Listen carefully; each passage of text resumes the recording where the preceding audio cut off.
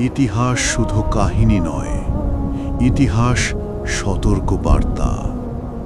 আজকের গল্প এমন এক জাতির যারা সব পেয়েও সব হারিয়েছিল। তারা ছিল শক্তিশালী, নিজেদের অপরাজেয় ভাবত। পাহাড় কেটে তারা বানিয়েছিল ঘর আর গর্ব করত সেই শক্তি নিয়ে। অহংকার ধীরে ধীরে তাদের অন্তর গ্রাস করল। দুর্বলদের উপর জুলুম তাদের স্বাভাবিক অভ্যাস হয়ে গেল। সত্য চাপা পড়ল আর অন্যায় বেড়ে গেল।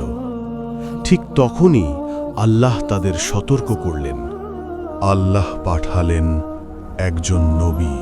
তিনি ছিলেন আল্লাহর নির্বাচিত বান্দা।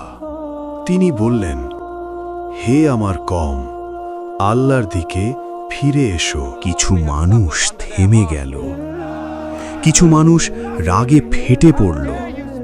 তারা বলল, আমরা শক্তিশালী, আমাদের কিচ্ছু হবে না। বিদ্রুপ আর হাসিতে সত্য হারিয়ে গেল।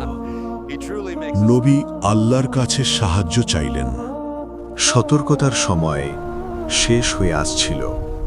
নবী বললেন, এটাই শেষ সুযোগ, ফিরে এসো। কিন্তু তারা শুনল না। হঠাৎ আকাশ রূপ বদলালো।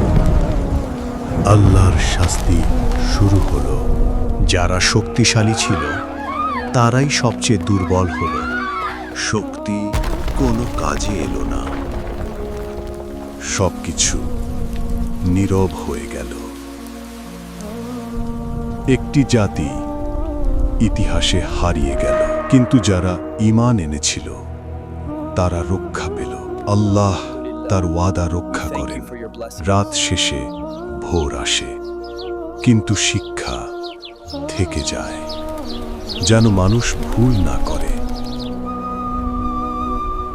অহংকারের শেষ ধ্বংস। অহংকারের পরিণতি বিনাশ। সত্যকে অবহেলা করো না।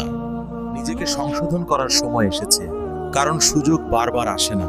আল্লাহ সর্বশক্তিমান এবং তিনিই সর্বোচ্চ বিচারক।